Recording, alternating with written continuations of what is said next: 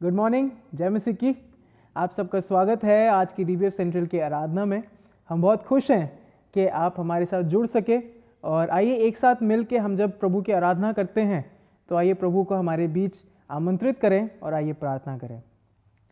प्रभु जी, आपका धन्यवाद देते हैं ये समय के लिए कि आप हमारे बीच उपस्थित हैं।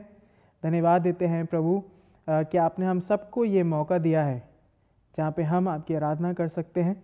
और प्रभु धन्यवाद देते हैं सारी आशीषों के लिए भी जो रोज़मर्रा के जीवन में प्रभु आप हमारे देते हैं।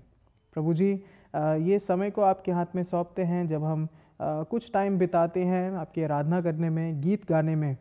प्रभु जी, होने दें कि आपको हमारा गीतों का गाया जाना, ताली बजाना ग्रहण योग्य हो सके। जितने भी लोग देख रहे हैं प्रभु, आप उनके जीवन में उपस्थित हों, उनके परिवार में आपकी उपस्थिति और शांति बनी रहे। प्रभु हम आपसे प्रार्थना ये भी करते हैं कि आप अपने वचन के द्वारा भी हमसे बात करें। प्रभु हर तरीके के डिस्ट्रैक्शन से बचाएं और होने दें प्रभु कि हम सिर्फ और सिर्फ आप पे कंसंट्रेट करके ये समय में आपको अपनी आराधना दे सकें। सारा आदर महिमा आपको देते हुए यीशु मसीह के नाम से, आमीन। प्रिय चर्च, ये हमारे लिए एक प्रिविलेज है कि हमारे बीच में उपदेशक बैंड है जो कि हमें आराधना में अगुवाई करेंगे। तो आइए अपने मनों को हम तैयार करें जब हम कुछ गीतों के द्वारा प्रभु की आराधना करते हैं। हर तरीके के डिस्ट्रैक्शन, यदि आप कुछ काम कर रहे हैं तो उसको कुछ समय के लिए साइड करें और आइए एक साथ मिल के हम प्रभु की आराधना करें और कुछ गीतों को गाएं। प्रभु का धन्यवाद देते हैं उपदेशक बैंड के लिए एंड आइए उनको इन्वाइट करते हैं हमारे बीच। उपदेशक बैंड, जय मसीह की।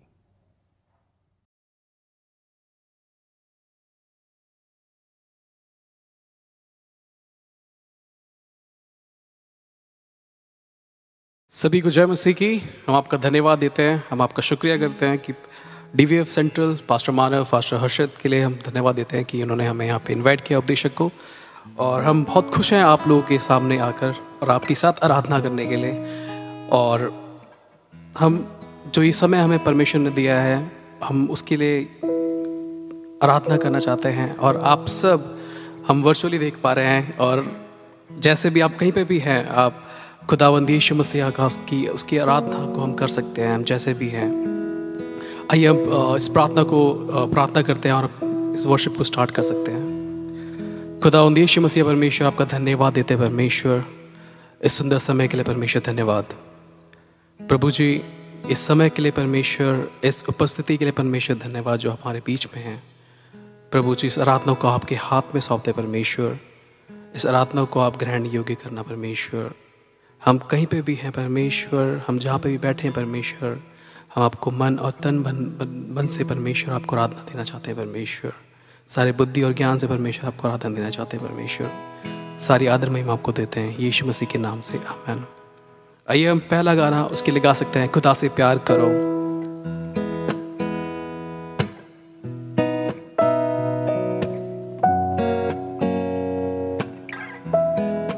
खुदा से मांगो मिलेगा, उसका वादा है वो देगा। खुदा से मांगो मिलेगा, उसका वादा है वो देगा। उसके वादे पे एतबार करो, खुदा से प्यार करो, प्यार करो, प्यार करो। खुदा से प्यार करो, प्यार करो, प्यार करो। खुदा से मांगो, खुदा से मांगो मिलेगा, उसका वादा है वो देगा। खुदा से मांगो मिलेगा, उसका वादा है वो देगा। उसके वादे पे एतबार करो, खुदा से प्यार करो, प्यार करो, प्यार करो। खुदा से प्यार करो, प्यार करो, प्यार करो।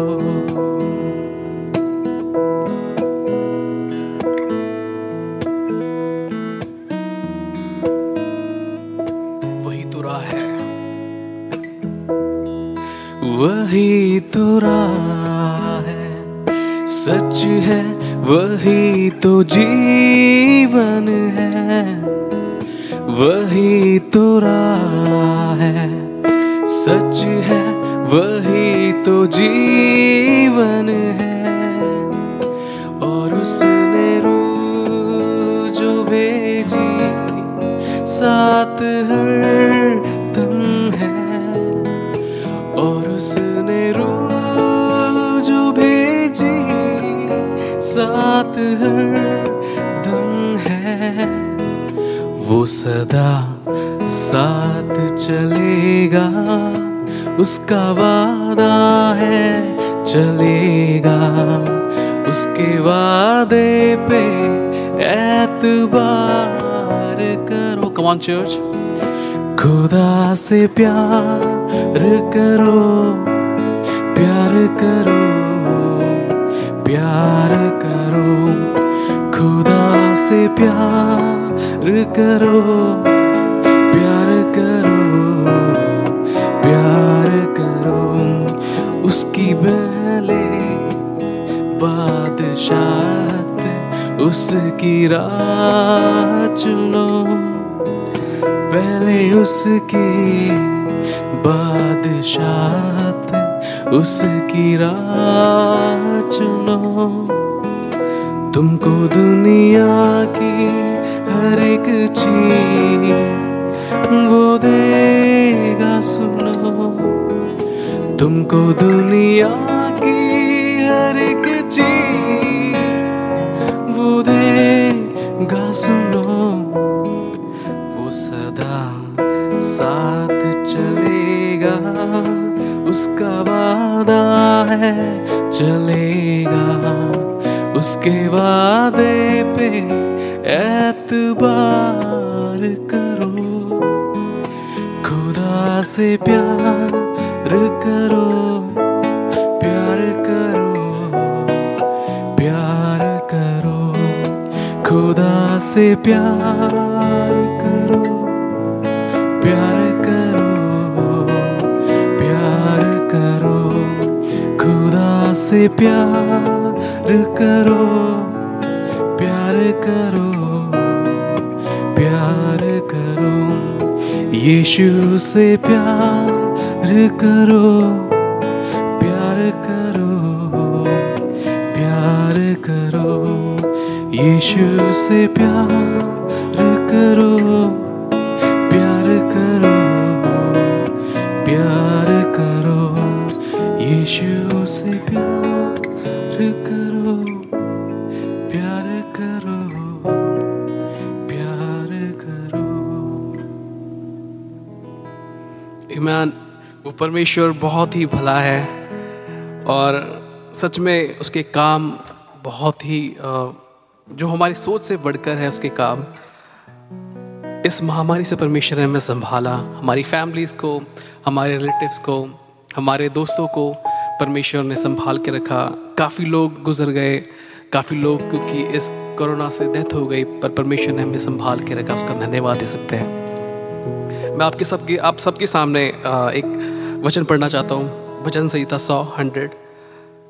हे सारे पृथ्वी के लोगों, यहोवा का जय जयकार करो, आनंद से यहोवा की आराधना करो, जय जयकार के साथ उसके सम्मुख आओ। निश्चय जानो कि यहोवा ही परमेश्वर है, उसी ने हम सबको बनाया और हम उसी के हैं, हम उसकी प्रजा और उसकी सच्चाई की भीड़ हैं। आमीन। वो परमेश्वर जिसने हमें बनाया, उसका एक ही उद्देश्य है कि हम उसकी आराधना करें। क्या आप सब तैयार हैं उसकी आराधना करने के लिए? आमीन। आप चाहे कहीं पे भी बैठे हैं, आप उसकी आराधना कर सकते हैं और हम गा सकते हैं, रब की होवे सना। आमीन।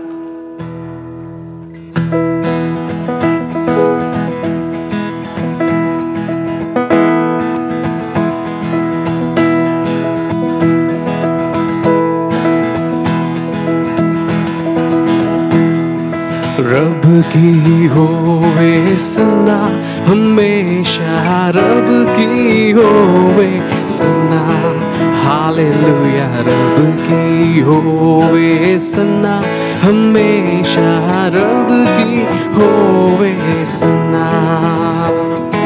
रब की होवे मदा सराई, रब की होवे मदा सराई, उसके नाम की सना, उसके नाम की सना हमेशा, रब की होवे सना, हालेलुया। रब की होवे सना हमेशा, रब की होवे सना। रब के घर में, रब के घर में होवे सिताई,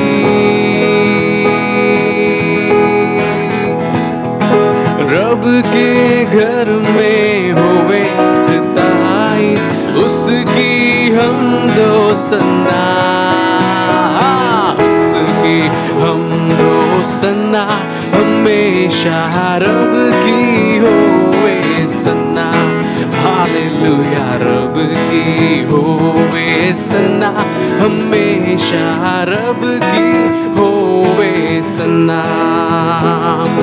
कामों में है वो कैसा कादिर, कामों में है वो कैसा कादिर, उसकी कुदरत बता, उसकी कुदरत बता हमेशा, रब की होवे सना, हालेलुया। रब की होवे सना हमेशा, रब की होवे सना। जैसे जोर से फूको नरसिंगे,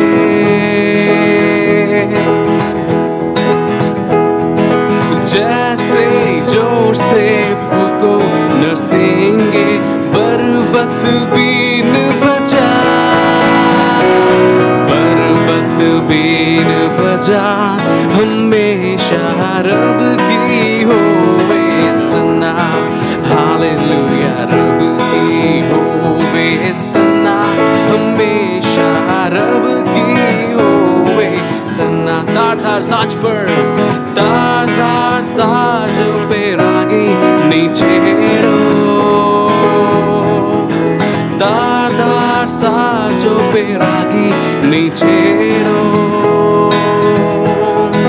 डफ और तबला बजा, डफ और तबला बजा हमेशा, रब की होवे सना, हालेलुया। रब की होवे सना हमेशा, रब की होवे सना। बांसुरी पर, बांसुरी पर सुनो सुरे सुरेले,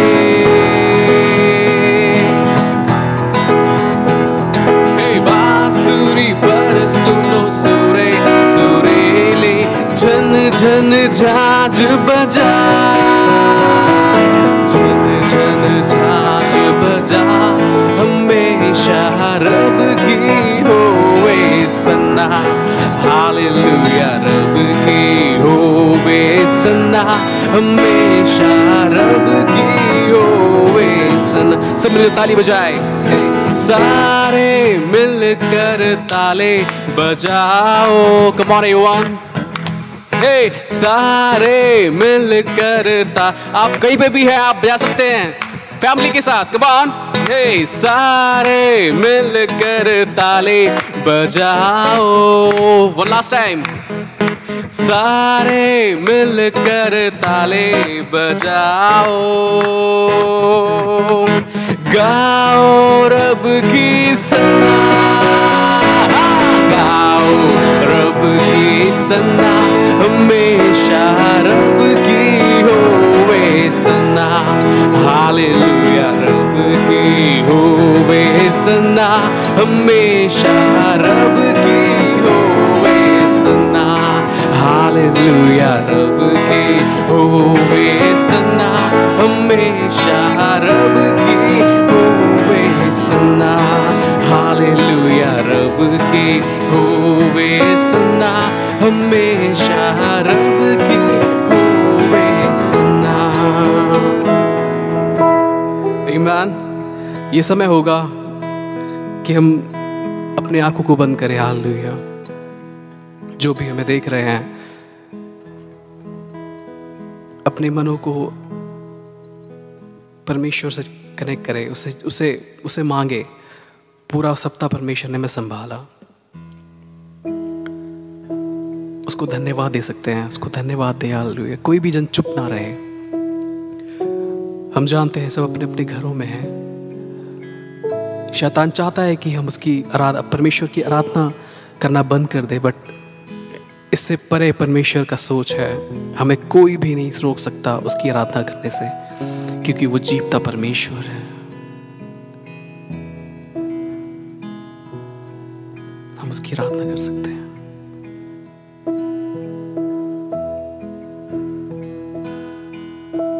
और हम गा सकते हैं, चाहे तुमको दिल से। Yes, Lord.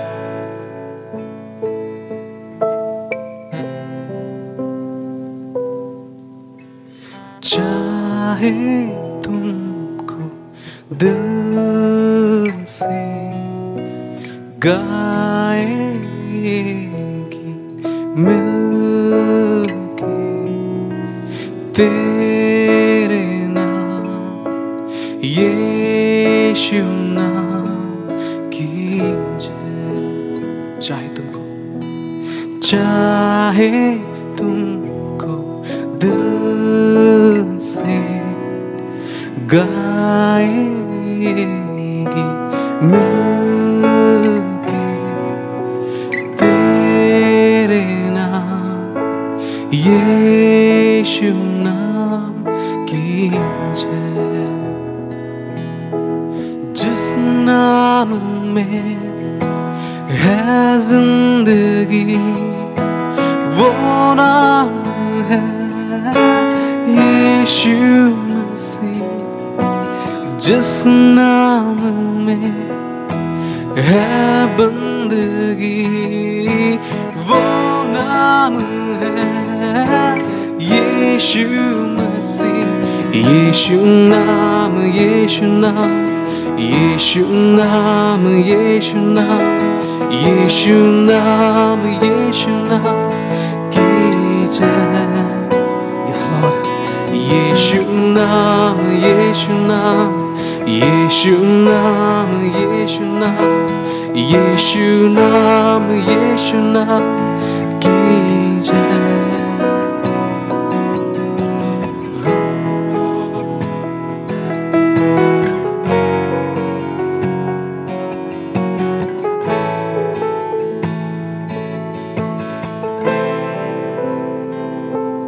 यीशु नाम में मिलती है क्षमा, यीशु नाम में मिलती है शिफा, यीशु नाम में मिलती है कृपा, यीशु नाम में करना दुआ। यीशु नाम, यीशु नाम, यीशु नाम, यीशु नाम।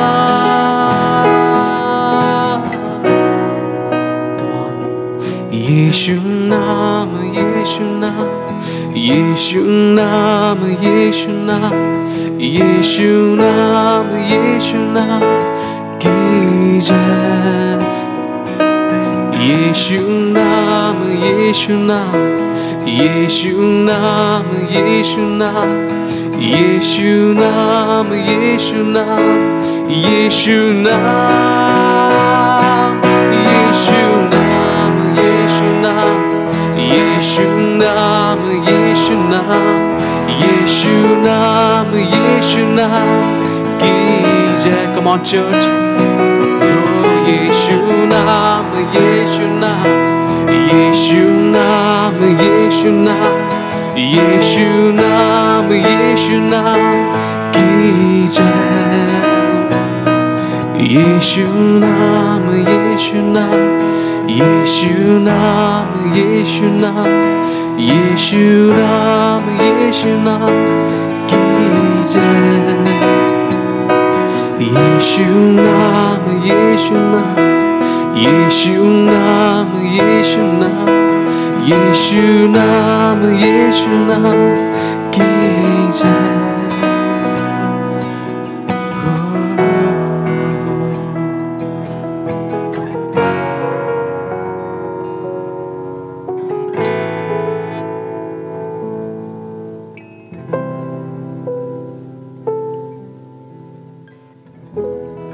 प्रभु जी आपका धन्यवाद देते हैं परमेश्वर, आपने हमसे इतना प्रेम किया परमेश्वर, धन्यवाद।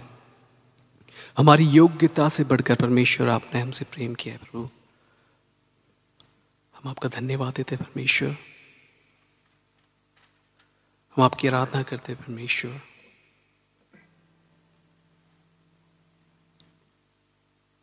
हर एक चीजों से परमेश्वर बढ़कर आपने हमसे प्रेम किया है प्रभु जी, धन्यवाद।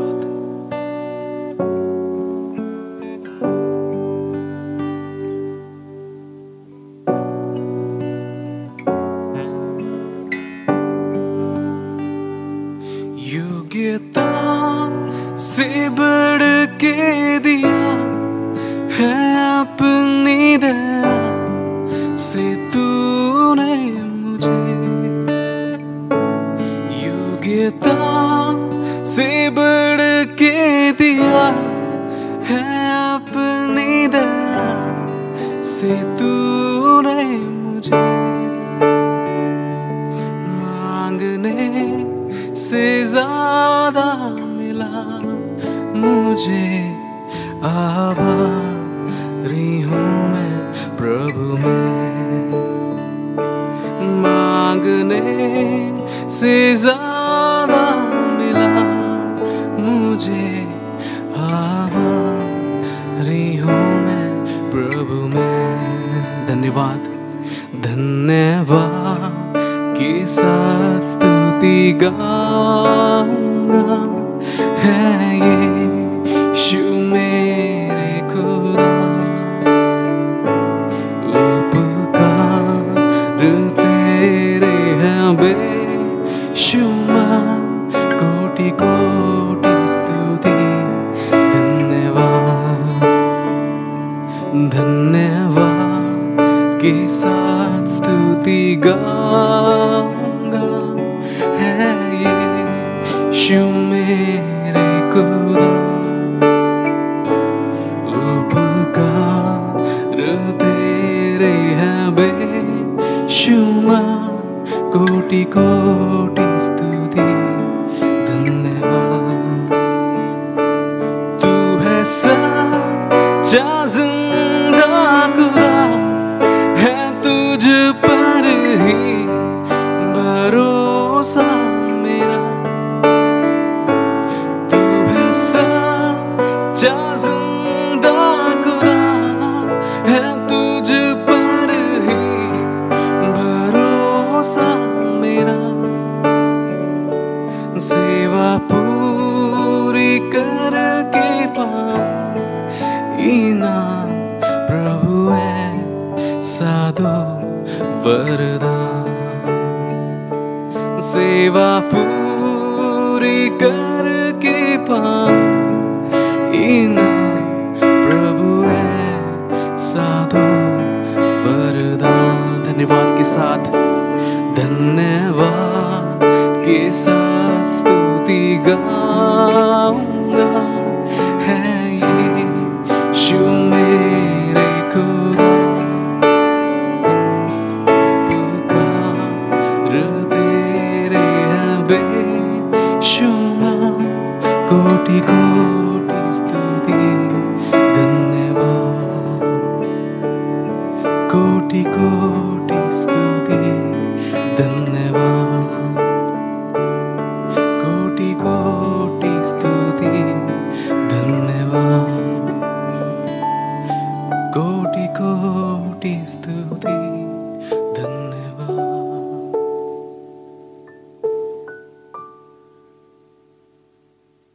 आमीन। जो ये लास्ट हम गीत गा रहे हैं, ये धन्य है तू, जो हमने लास्ट मंथ हम लोगों ने रिलीज़ किया। अगर आप लोगों ने नहीं सुना है तो आप YouTube पे जाके सर्च कर सकते हैं, धन्य है तू बाय उपदेशक। और इस गाने से परमेश्वर ने बहुत मेरे लाइफ में बहुत कुछ चेंजेस लेके आया परमेश्वर। ये जो गाना है ये बहुत ही क्लोज है हमारे मनों से, हमारे दिलों से, हमारे लाइफ से। सो इस गाने को आप सुने और इससे आशीषित हो आप, हम यही चाहते हैं। So have you.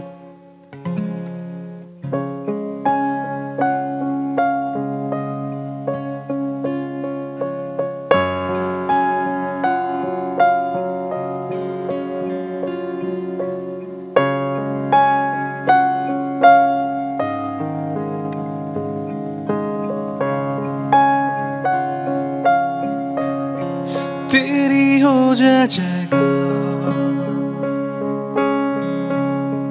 तेरी हो जय जयकार, हम गाए प्रभु तेरी ही जय जयकार। तेरा हो धन्यवाद, तेरा हो धन्यवाद, हम मिलकर करें तेरा ही धन्यवाद। धन्य है तू मेरे यीशु, धन्य है तू, धन्य है तू मेरे यीशु, धन्य है तू, धन्य है तू मेरे यीशु, धन्य है तू,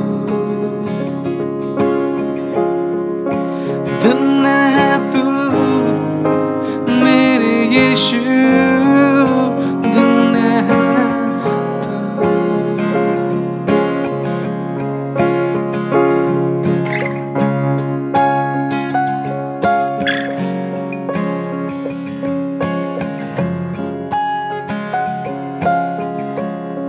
तेरी आराधना, तेरी आराधना पूरे दिल से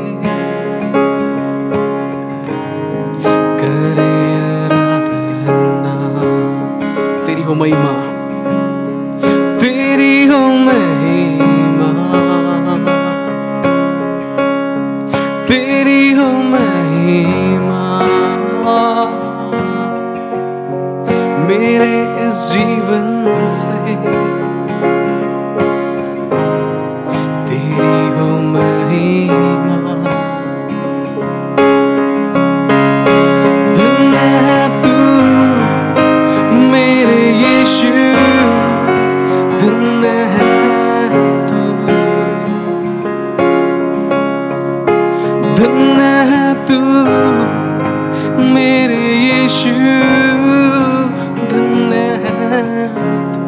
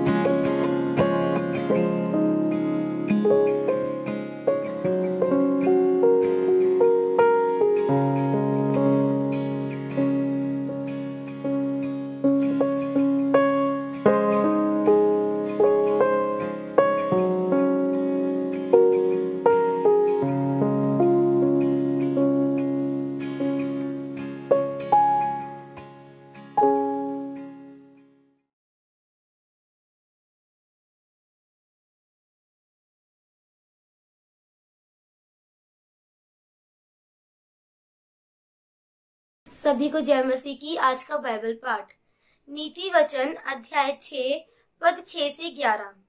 हे आलसी, चींटियों के पास जा, उनके काम पर ध्यान दे और बुद्धिमान हो।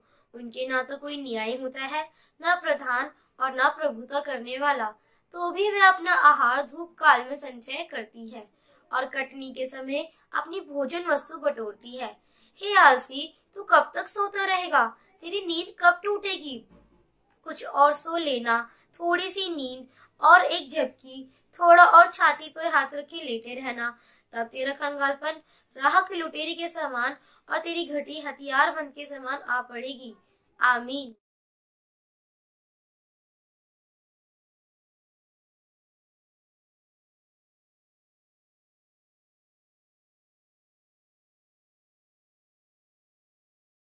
एक बार फिर आप सबको जय मसीह की। और आई होप जो आराधना का समय था, जो गीत गाने का समय था, आप सबके लिए एक आशीष का कारण हुआ होगा। आइए हम अपने मनों को तैयार करें जब हम प्रभु के वचन में जाते हैं। आइए प्रार्थना करें। पिता परमेश्वर, हम इस समय को आपके हाथ में सौंपते हैं। प्रभु जी, प्रार्थना विनती करते हैं कि आप हम सब से बात करें और प्रभु जी जो आप हमसे कहना चाहते हैं अपने वचन के द्वारा कहें। मदद करें प्रभु कि आप पे हम कंसंट्रेट करके प्रभु आज जो आप हमसे कहना चाहते हैं वो हम समझ सके। सर, आदर महिमा आपको देते हुए यीशु मसीह के नाम से, आमीन। कुछ महीनों से इंस्टाग्राम और फेसबुक पे जो है एक वीडियो बहुत ही प्रचलित या बहुत ही फेमस हो रखा है। उसमें एक रूम है और उस रूम के जो फ्लोर है उस पे काफ़ी सारे ग्लासेस रखे हुए हैं और इतने सारे ग्लासेस रखे हैं कि बिल्कुल सटे हुए हैं और उनके बीच में थोड़ी सी जगह है कि कोई चल के जा सके। तो जो ये वीडियो बना रहा है, इसके हाथ में कुछ खाने को है और वो वीडियो ऑन करता है और एकदम से जो है अपने जो पेट्स हैं उनको आवाज़ देता है। पहले आता है उनके घर का एक डॉग। जब वो डॉग एकदम से अपने रूम से बाहर निकलता है तो बाहर निकलते ही जो है अपने मालिक को देखता है और एकदम से देखता है कि अरे उसके हाथ में तो कुछ खाने की चीज़ है जो मुझे बहुत पसंद है। और वो ना इधर देखता है ना उधर देखता है और एकदम धड़ धड़ करते हुए, सब कुछ बिखेरते हुए अपने मालिक के पास जाता है और वो ट्रीट को खा लेता है। फिर बारी आती है एक बिल्ली की और वो बिल्ली भी रूम से बाहर निकलती है और निकलते ही अपने मालिक को देखती है, उसके हाथ में देखती है कि उसके लिए भी कुछ खाने को चीज़ है। और जैसे ही वो भी देखती है तो एकदम से जो है देखभाल के हर एक ग्लास के बीच में पैर रख रख के ऐसे पंजों की तरह चल चल के ध्यान से अपने मालिक के पास पहुंचती है और वो भी उस ट्रीट को ले लेती है। अगर आप इस वीडियो को देखेंगे तो बहुत ही हंसाने वाला वीडियो है, लेकिन जब मैंने थोड़ा सोचा इस पे तो ये समझ में आया कि एक और तो कुत्ता है जो सब कुछ बिखेरते हुए चला आ रहा है अपने मालिक के पास, और दूसरी ओर एक बिल्ली है जिसकी भी नजर उसी ट्रीट पर है, लेकिन वो बड़े ही देखभाल के अपना रास्ता बनाते बनाते जो है अपने लक्ष्य तक पहुंचती है, एक फोकस्ड वे में पहुंचती है। हम सब सफल होना चाहते हैं, आप सफल होना चाहते हैं, मैं सफल होना चाहता हूँ, काफी सक्सेस हम सब पाना चाहते हैं। लेकिन यदि हमारा फोकस या यदि हमारा जीवन एक फोकस्ड जीवन नहीं है तो लक्ष्य या सफलता को प्राप्त करने में मुश्किल होगी। और आज हम कुछ समय जो है इस विषय पर मनन करेंगे, जो कि है एक मसीह केंद्रित जीवन सफलता की कुंजी है। एक मसीह केंद्रित जीवन सफलता की कुंजी है। बाइबल जो है दो शब्द के बारे में बात करती है। पहला शब्द है आलसी। नीति वचन 6:6 को अगर हम देखते हैं तो यहाँ पे आलसी शब्द को मेंशन किया गया है। आलसी शब्द को हम देखते हैं, इनफैक्ट पूरे प्रोवर्ब्स में ही इस आलसी शब्द को 14 टाइम्स इस्तेमाल किया गया है। और एक बार यिर्मयाह या यिर्मयाह नबी की पुस्तक में हम इस आलसी शब्द को मेंशन होता हुआ देखते हैं। आलसी व्यक्ति होता कौन है? हम सब जानते हैं आलसी व्यक्ति होता कौन है, लेकिन बाइबल के आधार पर अगर हम देखें तो एक आलसी व्यक्ति वो व्यक्ति है जिसकी आदत है ढिलाई करना या फिर किसी काम को बार बार टालते रहना या प्रोक्रास्टिनेट करना। एक आलसी व्यक्ति वो है जिसको रिस्पॉन्सिबिलिटी लेना पसंद नहीं है कह सकते हैं, या फिर एक आलसी व्यक्ति वो व्यक्ति है जो रिस्पॉन्सिबिलिटी नहीं लेता है। बाइबल ये जरूर मेंशन करती है आलसी के बारे में कि वो होता कौन है, लेकिन ये भी बाइबल मेंशन करती है कि आलसी वो व्यक्ति है जिसके अंदर क्षमता तो है काम करने की, लेकिन वो सिर्फ बैठ के खाना चाहता है। तो आलसी व्यक्ति के अंदर क्षमता तो है काम करने की, लेकिन वो सिर्फ बैठ के खाना चाहता है।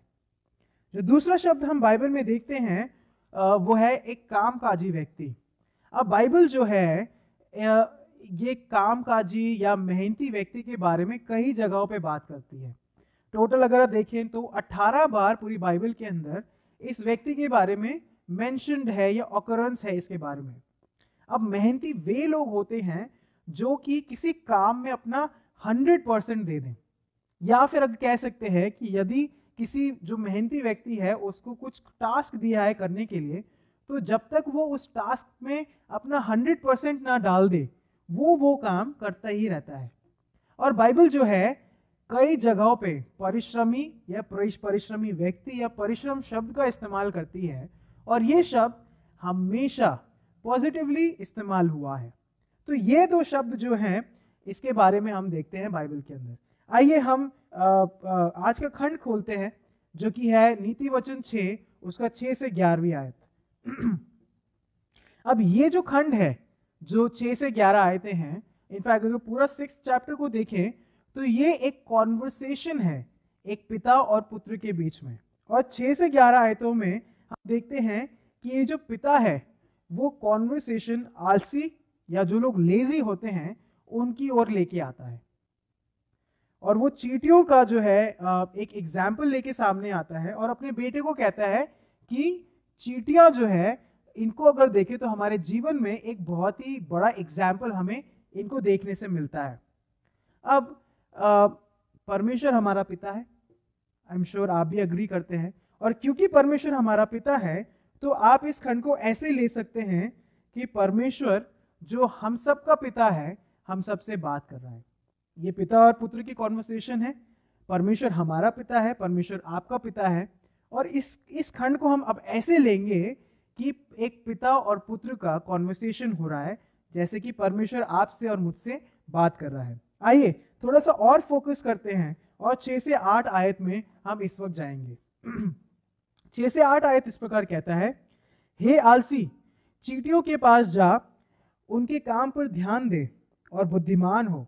उनके ना तो कोई न्याय होता है, ना प्रधान और ना प्रभुता करने वाला, तो भी वे अपने आहार धूप काल में संचय करती हैं और कटनी के समय अपनी भोजन वस्तु बटोरती हैं। चींटियां जो हैं परिश्रम, मेहनत और प्लानिंग को दर्शाती हैं। आई एम श्योर आप सबने चींटियों के बारे में चींटियों को देखा होगा एंड चींटियों के बारे में शायद कहीं ना कहीं पढ़ा होगा, लेकिन अगर चींटियों को देखते हैं तो चींटियां जो हैं बड़ी फुर्तीली से एक के पीछे एक होते हुए अपने ट्रैक पे चलती रहती हैं। तो नीति वचन जो है एक आलसी व्यक्ति जो कि बैठा रहना चाहता है, बैठ के खाना चाहता है, उसको चींटियों से सीखने को कहती हैं। चींटियों के बारे में हम बाइबल में 2 जगह पे देखते हैं और दोनों जगह नीति वचन में पाया जाता है।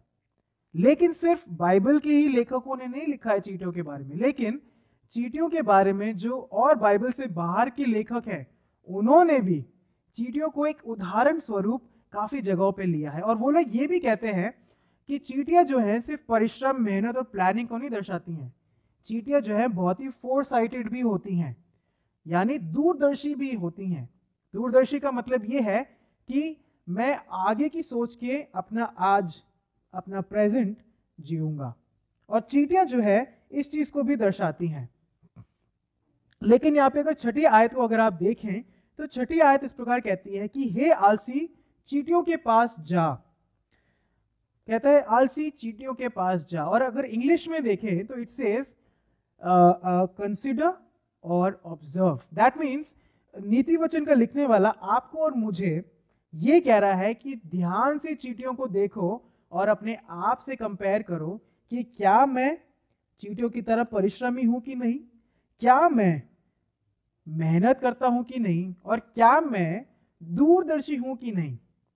ये तीन चीजों को जो है नीति वचन का लिखने वाला हमें कहता है कि you consider it and you observe it. 7वीं आयत को पढ़ते हैं। 7वीं आयत इस प्रकार लिखा है कि उनके ना तो कोई न्याय होता है, ना प्रधान और ना प्रभुता करने वाला। What does this mean?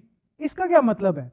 अगर आज के टाइम में देखें तो ये प्रूव किया गया है कि चींटियों का लीडर जरूर होता है, उसको क्वीन एंट कहते हैं, लेकिन जो लेखक है नीति वचन में ये कहना चाह रहा है या ये कहना मांग रहा है कि जो व्यक्ति मेहनती है वो व्यक्ति प्रोएक्टिव होता है, खुद इनिशिएटिव लेता है। जो व्यक्ति मेहनती है वो व्यक्ति प्रोएक्टिव होता है और खुद इनिशिएटिव लेता है। अब इसको समझाने के लिए, जब मैं सेमिनरी में था तो मेरे जो प्रोफेसर थे और जो मेरे मिनिस्ट्री के सुपरवाइजर थे वो मुझे हमेशा ये कहते थे कि बेटा जब आप किसी चर्च में जाते हो मिनिस्ट्री करने के लिए, यू ऑलवेज बी प्रोएक्टिव। इसका मतलब ये है कि वो मुझे कहते थे कि जब आप मिनिस्ट्री में जा रहे हो, जहां कहीं आपको लगता है कि आप अपना योगदान दे सकते हो तो वहां बैठे मत रहो, लेकिन डू इट। उस जगह पे जाके अपना योगदान दो, चाहे वो टेबल साफ करना है या पीए सिस्टम को संभालना है या इवन वर्शिप लीड करना है। सो प्रोएक्टिव या इनिशिएटिव लेने का मतलब ये है कि जो चींटियां हैं भले ही उनका लीडर है कि नहीं, but then they are ready, क्योंकि उनको पता है कि उनको करना क्या है आने वाले फ्यूचर में, और इस तरीके से वो अपना प्रेजेंट जीती हैं। तो लेखक जो है ये डिस्टिंक्शन लेके आ रहा है कि एक आलसी व्यक्ति जो है सिर्फ पड़ा रहता है, लेकिन एक फोकस्ड व्यक्ति हमेशा प्रोएक्टिव होता है। एक आलसी व्यक्ति जो है वो पड़ा रहता है, बैठा रहता है, लेकिन जो व्यक्ति प्रोएक्टिव है वो हमेशा फोकस्ड रहता है, या फिर एक व्यक्ति जो फोकस्ड है वो हमेशा प्रोएक्टिव रहता है। ये दोनों एक साथ ही हैं। इसको समझाने के लिए आप खोल सकते हैं नीति वचन 12:24। नीति वचन 12:24 यहां पे इस प्रकार लिखा है, कामकाजी लोग प्रभुता करते हैं परंतु आलसी बेगार में पड़े रहते हैं। कामकाजी व्यक्ति प्रभुता करते हैं लेकिन आलसी व्यक्ति जो सिर्फ पड़ा रहता है वो बेगार में पड़े रहते हैं। तो लेखक हमें चींटियों से सीखकर अपने जीवन में झांकने को उत्सुक कर रहा है और ये देखने को कह रहा है कि क्या मैं चींटियों की तरह परिश्रमी हूं कि नहीं, क्या मैं मेहनती हूं कि नहीं, डू आई वर्क हार्ड और नॉट, क्या मैं प्रोएक्टिव हूं कि नहीं, क्या मैं दूरदर्शी हूं कि नहीं, क्या मैं दूरदर्शी हूं कि नहीं।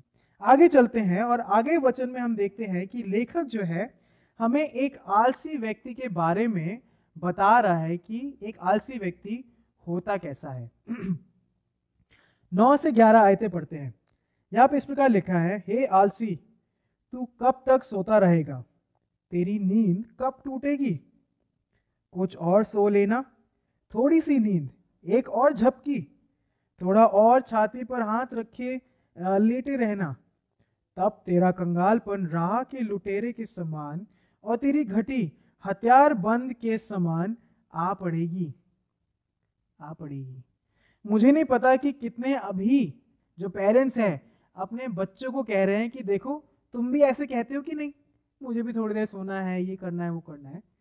लेकिन यहाँ पे जो नीति वचन का लिखने वाला है वो सिर्फ बच्चों को नहीं कह रहा है, यहाँ पे कोई व्यक्ति विशेष की बात नहीं हो रही है, लेकिन यहाँ पे जो लिखने वाला है वो एक आलसी, चाहे वो बड़ा हो या छोटा हो, उनकी बात कर रहा है, उनकी बात कर रहा है। 9 से 10 आयत में लेखक एक बात कह रहा है कि एक व्यक्ति जिसका कोई लक्ष्य नहीं है या लक्ष्य नहीं, वो ही जो है ऐसा काम करता है। मैं फिर से बोलूंगा, 9 से 10 आयत को अगर हम देखते हैं तो यहाँ पे जो है लेखक एक बात ये कह रहा है कि एक व्यक्ति जिसका कोई लक्ष्य नहीं है वही जो है ऐसी बातें करता है। ऐसा व्यक्ति हमेशा टालते रहता है, हमेशा प्रोक्रेस्टिनेट करता है कि अब करूंगा, बाद में करूंगा। लेकिन टालते टालते उसे यही नहीं पता चलता कि कब उसके हाथ से या उसके सामने से गाड़ी चली गई। एक और नींद, थोड़ी सी देर और, थोड़ी सी देर और यहीं पे जो है नीति वचन का लिखने वाला कह रहा है कि एक आलसी व्यक्ति जिसका कोई लक्ष्य नहीं है वही जो है ये सब बातें कहता है। और 10वीं आयतों में जो ये शब्द इस्तेमाल हुआ है, थोड़ी सी देर, कुछ और, ये शब्द हम भी कई बार इस्तेमाल करते हैं, मैंने भी कई बार इस्तेमाल किया है। थोड़ी सी नींद है, थोड़ी सी देर सो लूंगा तो क्या हो जाएगा, थोड़ी सी तो नींद है। या फिर थोड़ा सा ही तो स्मोक किया है, क्या होगा उससे। या फिर मैंने थोड़ा सा ही तो वो सीन देखा था, उससे कौन सा मुझे कोई फर्क पड़ रहा है। लेकिन थोड़ा थोड़ा करके हमें नहीं पता चलता है कि हम कब उस चीज के गुलाम बन जाते हैं और अपने लक्ष्य से दूर हो जाते हैं। बस ये थोड़ा सा ये कर लेता हूँ, थोड़ा सा वो कर लेता हूँ, क्या हो जाएगा। लेकिन थोड़ा थोड़ा करके हमें नहीं पता चलता कि कब हम उस चीज के, उस बात के गुलाम हो गए हैं और जो हमारा लक्ष्य है उससे दूर हट गए। और 11वीं आयत इस प्रकार कहती है, तब तेरा कंगालपन राह के लुटेरे के समान और तेरी घटी हथियार बंद के समान आ पड़ेगी। इस आयत में हम कंगालपन और घटी को देखते हैं। ये दो शब्द जो है बहुत ही स्ट्रॉन्ग आया है सामने, और ये दो शब्द एक आलसी जीवन का परिणाम है। ये दो शब्द एक आलसी जीवन का परिणाम है। और नीति वचन का लिखने वाला ये कहता है कि आलसी व्यक्ति जो आउट ऑफ फोकस है, अपने लक्ष्य से भटक चुका है, उसके जीवन में ये दो बातें होना निश्चित है और इररेजिस्टिबल है। उसके जीवन में ये दो बातें, कंगालपन और घटी, ये दो बातें होना निश्चित है और इररेजिस्टिबल है। ये कंगालपन और घटी किसी भारी वस्तु की वजह से नहीं होता है, या कह सकते हैं कि ये कंगालपन और घटी किसी और की वजह से नहीं आ रहा है, लेकिन ये उस आलसी की खुद की लत के वजह से आ रहा है। आलसी व्यक्ति की खुद की लत के वजह से ही ये घटी और कंगालपन आता है। तो यदि आप ये नहीं कह सकते कि इसके वजह से मेरे घर में घटी है, या ये व्यक्ति आए इसके वजह से, ऐसा नहीं है। जो व्यक्ति आलसी है, अपने लक्ष्य से भटक गया है, उसी की वजह से जो है ये चीजें होती हैं। ये चीजें होना निश्चित है और इररेजिस्टिबल है, यहां पे हम पढ़ते हैं। लेकिन सवाल मैं ये करना चाहता हूं, क्या ये शब्द आलस सिर्फ ज्यादा सोने से रिलेटेड है या सिर्फ बैठे रहने से रिलेटेड है? नहीं। हर वो चीज जो आपको आपके लक्ष्य से हटा दे, वो सब चीजें आलसपन का हिस्सा है। हर वो चीज जो आपको आपके लक्ष्य से हटा दे, वो सब चीजें आलसपन का हिस्सा है। वो दारू पी के अपने परिवार को पीटना हो सकता है, वो ड्रग्स लेना हो सकता है, या इनफैक्ट ज्यादा देर तक सोना भी हो सकता है। लेकिन सवाल ये उठता है, अगर आपने नोटिस किया होगा, मैं लक्ष्य गोल करे जा रहा हूं, लेकिन सवाल अब ये आता है, इतना सब तो बात कर ली, लेकिन क्या आपको पता है कि व्हाट इज योर गोल? और कैन आई से दिस, क्या मैं ये सवाल कर सकता हूं इस वक्त कि क्या आपको अपना गोल पता है कि नहीं? आपको अपना लक्ष्य पता है कि नहीं? क्या है आपके जीवन का लक्ष्य? पैसे कमाना हो सकता है, या शादी करना हो सकता है, या कुछ भी हो सकता है। लेकिन मेरा सवाल यह है कि क्या आपके जीवन में आपने कोई लक्ष्य बनाया है कि नहीं? क्या आपके जीवन का लक्ष्य है? क्या है आपके जीवन का लक्ष्य? भजन संहिता 17 और उसकी 15वीं आयत इस प्रकार कहती है, परंतु जब मैं धर्मी होकर तेरे मुख का दर्शन करूंगा, जब मैं जागूंगा तब तेरे स्वरूप से संतुष्ट होऊंगा। मैं फिर से पढ़ूंगा, परंतु जब मैं धर्मी होकर तेरे मुख का दर्शन करूंगा, जब मैं जागूंगा तब तेरे स्वरूप से संतुष्ट होऊंगा। दाऊद लिख रहा है ये, और दाऊद लिखता है कि मैं तेरे स्वरूप से संतुष्ट होऊंगा। दाऊद परमेश्वर के साथ उपस्थित होने की बात कर रहा है जब वो मर जाएगा। मरने के बाद परमेश्वर के साथ उपस्थित होने की वो ये बात कर रहा है। सवाल मैं आपसे करना चाहता हूं, अपने आप से भी करना चाहता हूं ऑफ कोर्स, कि क्या आप मरने के बाद क्या स्वर्ग जाएंगे कि नहीं? या आर यू कॉन्फिडेंट इनफ कि if you die right now you are going to heaven? क्या आप कॉन्फिडेंट हैं कि अगर आप अभी मर जाएं तो क्या आप स्वर्ग जाएंगे कि नहीं? अगर आपके पास आपको हल्का सा भी डाउट है, माय डियर फ्रेंड्स, अगर आपको हल्का सा भी डाउट है तो मैं बस ये कहूंगा कि please reach out to us. हम आपकी मदद करना चाहते हैं। अगर आपको हल्का सा भी डाउट है कि आप स्वर्ग जाएंगे कि नहीं जाएंगे, please reach out to us. हम आपकी मदद करना चाहते हैं। लेकिन सोलोमन को अगर हम देखें, सोलोमन जो कि सबसे बुद्धिमान व्यक्ति है, वो सबोपदेशक 12, 13, 14 में इस प्रकार लिखता है। एक्लीसियास्टिस 12, 13, 14 सबोपदेशक 12, 13, 14 में इस प्रकार लिखा है, सब कुछ सुना गया। अंत की बात यह है कि परमेश्वर का भय मान और उसकी आज्ञाओं का पालन कर, क्योंकि मनुष्य का संपूर्ण कर्तव्य यही है। सब कुछ सुना गया। अंत की बात यह है कि परमेश्वर का भय मान, उसकी आज्ञाओं का पालन कर, क्योंकि मनुष्य का संपूर्ण कर्तव्य यही है। प्रियो, हमारा लक्ष्य है कि न्याय के दिन हम सही पाए जाएं और परमेश्वर को फेस टू फेस देखें। यह है हमारा लक्ष्य। पैसा तो एक दिन खत्म हो जाएगा।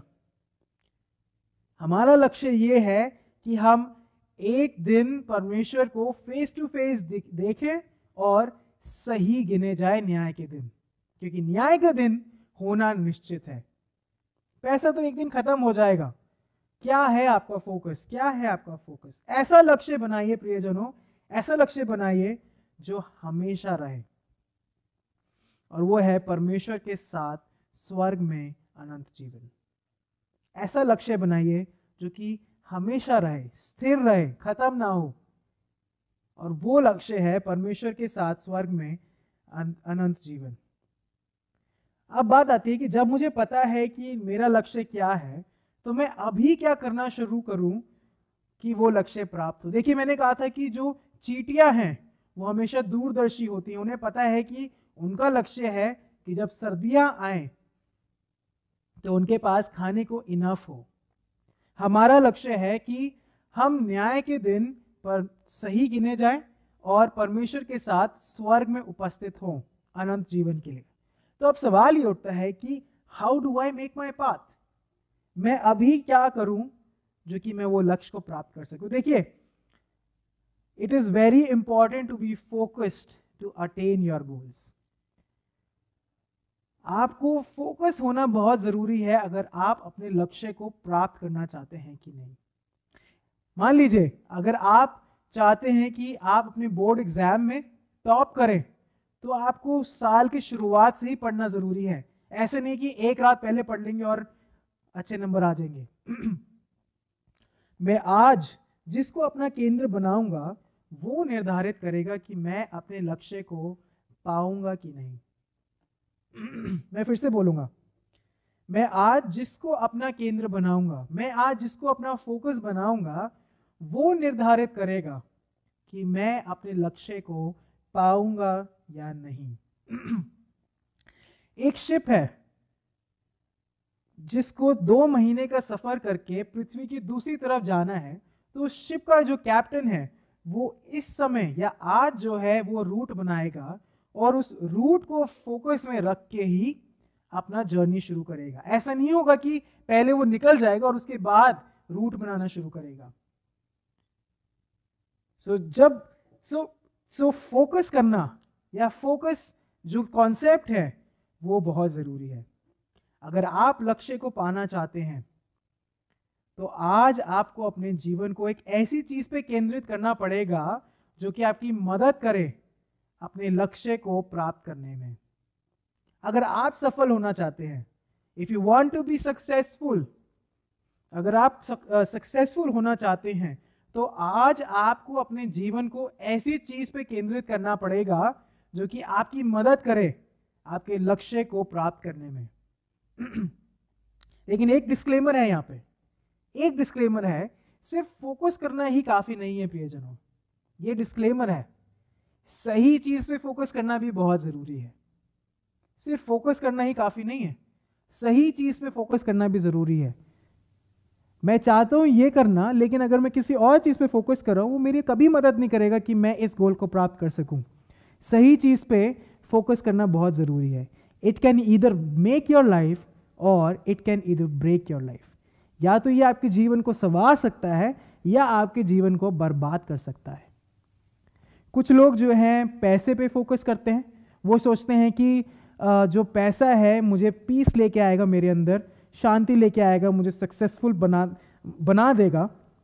कुछ लोग जो है पावर पे फोकस करते हैं, कुछ लोग किसी व्यक्ति विशेष पे फोकस करते हैं, बट नथिंग, इनमें से कोई भी चीज जो है उन्हें उनके गोल के नजदीक नहीं ला सकती। अब ये मैं क्यों कह रहा हूं? क्योंकि all these things are finite. ये सारी चीजें जो हैं सीमित हैं। पैसा एक दिन खत्म हो जाएगा, पावर एक दिन किसी और को मिल जाएगी।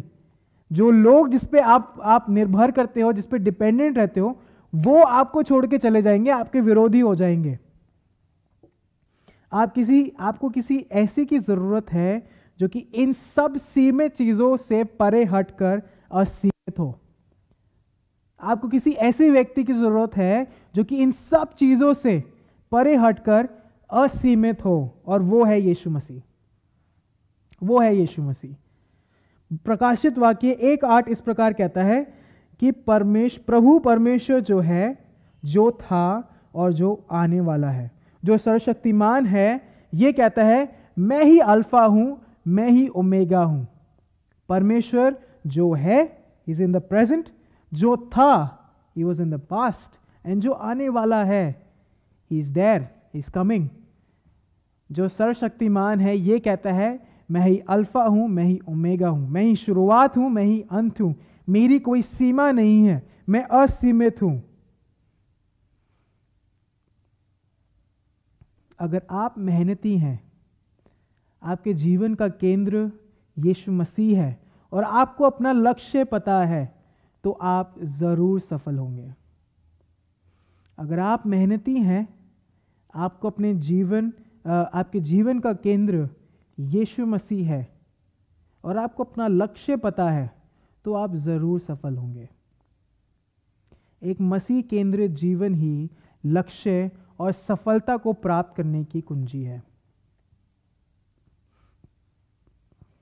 एक मसीह केंद्रित जीवन ही लक्ष्य और सफलता को प्राप्त करने की कुंजी है, और कुछ नहीं, और कुछ नहीं। आई होप ये जो हमने खंड पढ़ा कि हे आलसी, चींटियों के पास जा, हमें मोटिवेट किया होगा कि हम अपने जीवन को देखें कि मेरा जीवन कैसा है इस वक्त, कौन है मेरे जीवन का केंद्र, कौन है मेरे जीवन का केंद्र। क्या वो चीजें जो सीमित हैं, जो एक दिन खत्म हो जाएंगी, या वो जो असीमित है, जो पूरी सृष्टि का रचने वाला है। क्योंकि यही सब चीजें हैं जो आपको और मुझे हमारे लक्ष्य को प्राप्त करने में मदद करेगी। और वो लक्ष्य है कि हम इस समय प्रभु को अपना केंद्र बना के चलें और न्याय के दिन सही गिने जाएं और परमेश्वर के साथ स्वर्ग में अनंत जीवन बिताएं। एक मसीह केंद्रित जीवन ही लक्ष्य और सफलता को प्राप्त करने की कुंजी है। आइए प्रार्थना करें। प्यारे प्रभु जी, आपका धन्यवाद देते हैं ये समय के लिए। प्रभु, धन्यवाद देते हैं कि आप असीमित हैं, आप फाइनाइट नहीं हैं, आप इनफाइनाइट हैं, आप शुरुआत हैं, अंत हैं। प्रभु, आपका धन्यवाद देते हैं कि आप इतने महान हैं और इतना महान परमेश्वर हमें कहता है कि मैं तुम्हारे साथ हूँ। इतना महान परमेश्वर ने हमसे इतना प्रेम किया कि अपने बेटे को हमारे लिए इस धरती पर भेज दिया, ताकि हम नाश ना हो, लेकिन इस महान सर्वशक्तिमान परमेश्वर के साथ स्वर्ग में पाए जाएं। प्रभु जी धन्यवाद देते हैं। प्रभु हम सब जो है, हमारा गोल यही है कि हम आपके साथ पाए जाएं, क्योंकि आपने यीशु मसीह जी के द्वारा जो है वो स्वर्ग पे जाने का रास्ता खोल दिया है। लेकिन प्रभु जी प्रॉब्लम यहाँ आती है कि हम आलसी हो जाते हैं, हम अपने गोल से भटक जाते हैं, हम सीमित चीज़ों को अपना केंद्र बना लेते हैं प्रभु। लेकिन आज अपने वचन के द्वारा आपने हमसे बात करी है और ये हमें सोचने पे मजबूर किया है कि हमारे जीवन का केंद्र कौन है। क्या सीमित चीज़ें या असीमित परमेश्वर जो सर्वशक्तिमान है? मदद करें प्रभु कि हम अपने गोल को सेट कर सकें, लेकिन प्रभु मदद करें कि हम आपको अपने जीवन का, अपने परिवार का केंद्र बना सकें। प्रभु हमें आलस से बचाएं और फोकस होने में मदद करें। मदद करें प्रभु कि हम परिश्रमी होएं, मदद करें कि हम मेहनती लोग बने, मदद करें प्रभु कि हम दूरदर्शी बन सकें प्रभु, उस गोल को ध्यान में रख के अपना प्रेजेंट जिएं और ऐसा जीवन जिएं जो आपको पसंद आए। ये हमारी प्रार्थना है प्रभु जी। सब बातों को हम आपके हाथ में सौंपते हैं। धन्यवाद प्रभु हमसे बात करने के लिए, धन्यवाद प्रभु जी हमारी प्रार्थना को सुनने के लिए, यीशु मसीह के नाम से आमीन। आइए चर्च, हम अपने आप को तैयार करें आशीष वचन के लिए और प्रभु के सम्मुख अपने आप को, अपने जीवन को, अपने परिवार को सौंपें और उसको अपना केंद्र बनाएं। आप सोच विचार कर सकते हैं जब आप इस हफ्ते में बढ़ते हैं आगे कि कौन है आपके जीवन का केंद्र, क्या सीमित चीज़ें या असीमित चीज़ें। आइए हम मैं जस्ट रिक्वेस्ट करूँगा, यदि आप बैठे हुए हैं तो आइए हम सब खड़े हो जाएं अपनी जगहों पे और आशीष वचन को ग्रहण करें।